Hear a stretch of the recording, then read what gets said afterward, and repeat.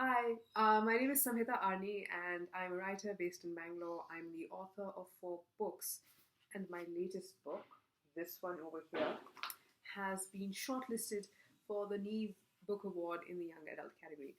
And I'm really excited about this, and I'm really nervous. I'm really crossing my fingers and hoping to win, so please send me winning vibes. This will be a tough task, though. There are many amazing other books nominated in the same category, so we'll see about that. Uh, but I'm going to read you a short bit from this book. Before I do that, I'd like to tell you a little bit about what it's about. It's historical fiction set in the 2nd century AD in South India, specifically in the Chera kingdom, which is present day Kerala. And it is the story of Ilango Adigal, the prince ascetic, who wrote the most famous Tamil epic, the Shirapatikaram. And Ilango Adigal sort of renounced his claim to the throne and gave up being a prince in order to become a monk and to become a writer. So this is a lot of imagining around the few bits that we know about his life story and what kind of compelled him to make this choice and write a work of literature that has shaped culture for thousands of years and is still hugely popular and famous still in South India today. But so I'm going to read you a little section from the first chapter where Uthiyan meets a hot girl, or basically Uthiyan wants to see a hot girl, which I feel a lot of young adults will relate to. This is part of being a young adult life, I think. Um, so here goes.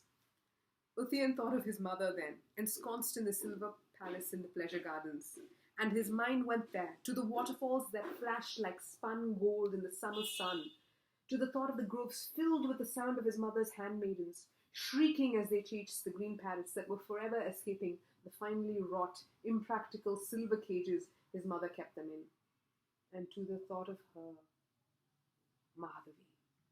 He had caught a distant glimpse of her yesterday, as she arrived from Puhar, escorted by the Yavana bodyguard that the Chola king had assigned to protect this most beautiful jewel of his kingdom, sent to entertain his sister in Vanchi. Madhavi. It was as if the air spoke her name. Madhavi. The walls of the palace seemed to whisper. This time he could hear it. He turned around swiftly and caught a faint quiver of movement behind a drapery. Uthiyan pulled it back to find Sathan, his best friend, grinning so hard that his face seemed in danger of splitting. Got you, didn't I? Sathan laughed. I hear she's practicing. Come on, let's go. It didn't take much to persuade Uthiyan. They raced through the corridors of the palace, past startled courtiers and secretaries. As they rounded a corner and dashed past a group of soldiers, one reached out and yanked Uthiyan back by the edge of his waistcloth. Just where do you think you're both off to? Uthiyan looked up in the face of the crown prince, his elder brother, Shenguttuvan. In shape and demeanour, they couldn't be two brothers more unlike.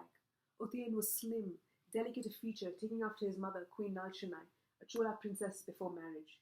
Shenguttuvan was muscular, brawny, like their father, the king. Uthiyan was dreamy and artistic, while Shenguttuvan was practical and shrewd. Perhaps the difference lay in the fact, as the courtiers often murmured, that Uthiyan came from more rarefied, genteel stock, while Shenguttuvan was of a coarser lineage. His mother, the king's first wife, had been a mere Velir chieftain's daughter. But the brothers were close, despite the differences and dissimilar temperaments.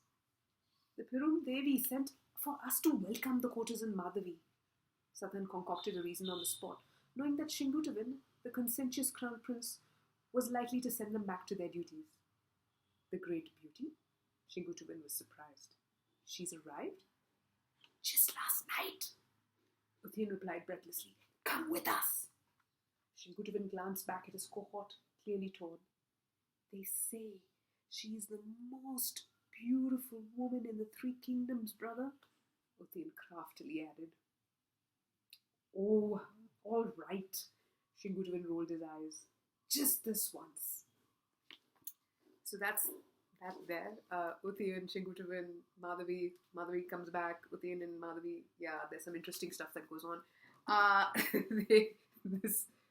And so the book continues. But what inspired me to write this book, it was actually Ilango Adigal himself.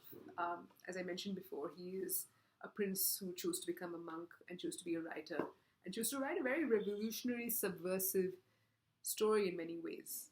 One that really questions the authority of the king and the idea of justice, and relates this also to the concept of gender, which is groundbreaking when you sometimes think of it happening thousands of years ago.